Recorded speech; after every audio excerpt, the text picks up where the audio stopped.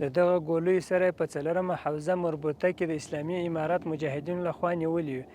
نه کوم زور راسره سوی، نه کوم ظلم. له دغه جرم نه اوس پښیمانه یو.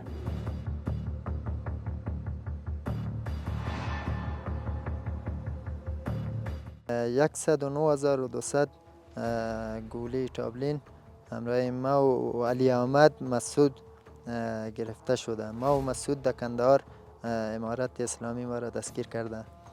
علی احمد در کابل.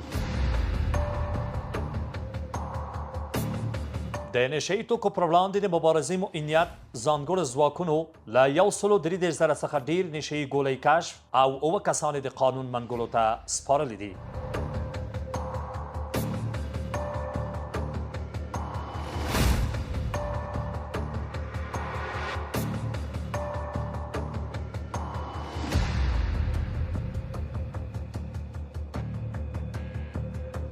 د نشهیي توکو د قاچاق او خپرېدو د مخنیوي په دوام چې موخه یې په ټول هیواد کې د نشهیي توکو بشپړ له منځه وړل او د قاچاقبرو قانون منګولو ته سپارل دي.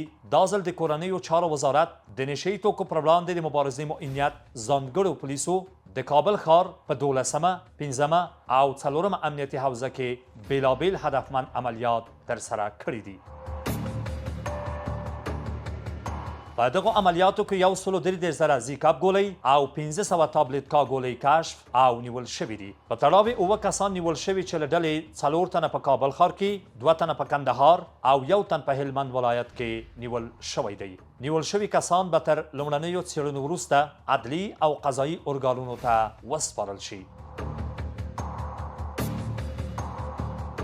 په اړه یې د نشهیي توکو پر وړاندې د مبارزې معینیت د ځانګړې قطعې د کشف آمر مولوي احمد الله سعد زړګی داسې وایي: د افغانستان اسلامي امارت د کورنیو چارو وزارت د نشهیي توکو پر وړاندې د مبارزې معینیت د ځانګړي عملیاتي قطعاتو ریاست د ځانګړي عملیاتي قطعې د کشف منصوبینو یو لړ عملیات په 3 ولایتو کې ترسره کړله، چې یاد ولایتونه کابل، هلمند، کندهار او د کابل په 4مه، 15مه او 12مه حوزه کې 133,000 زیکاب ګولۍ او 1500 ټابلیټکا ګولۍ ونیول شولې.